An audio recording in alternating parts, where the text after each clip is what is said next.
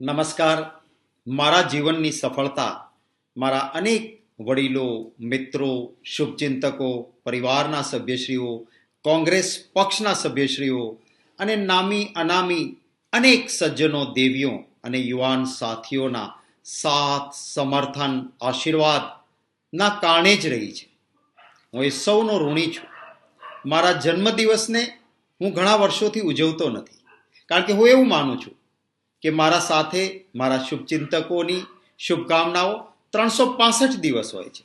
જન્મદિવસની ઉજવણી કરું તો હું જે જગ્યાએ હોઉં ત્યાં દૂર દૂરથી મારા શુભચિંતકોએ વિના કારણે આવવું પડે, એમનો સમય પણ બગડે અને આવનાર વ્યક્તિએ ફૂલો, ભેટ સોગાદ કંઈ લઈને આવવું પડે, જે કશું જ જરૂરી નથી.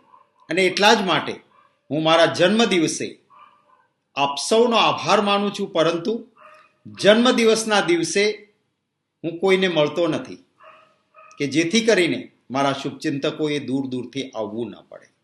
જન્મદિવસનો દિવસ એકાંતમાં રહું છું, ઈશ્વરનો પહાડ માનું છું, આપ સૌના ઋણનો સ્વીકાર કરતો હોઉં છું અને આ દિવસે માત્ર એટલી જ વિનંતી કરું છું કે આપના આશીર્વાદ કાયમ ટકી રહે અને આપના અને મારા વચ્ચેનો વિશ્વાસનો સેતુ ક્યારેય ન તૂટે અને આપના દિલને ઠેસ પહોંચે એવું કોઈ કામ જાણતા અજાણતા પરથી પણ મારાથી ન થાય એવી ઈશ્વરને પ્રાર્થના કરતો હોઉં છું. મારા કોંગ્રેસ પક્ષના કેટલાક કાર્યકર્તાઓ અને નેતાઓએ ભેગા મળીને એક કાર્યક્રમનું મોટું આયોજન પણ પ્રદેશ કોંગ્રેસ સમિતિ ખાતે કર્યું હતું.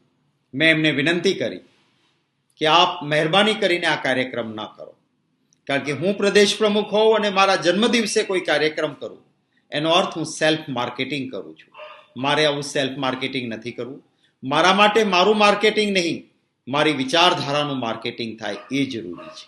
મારા માટે કોઈ ઉજવણીના બદલે જેને જ્યાં થઈ શકે ત્યાં સૌ કરતા જ હોય છે, એ માનવતાનું કાર્ય થાય, એક સેવાની સાધના થાય, એ મારા માટે આપ સૌનો પ્રેમ છે, એ જ ઘણું છે.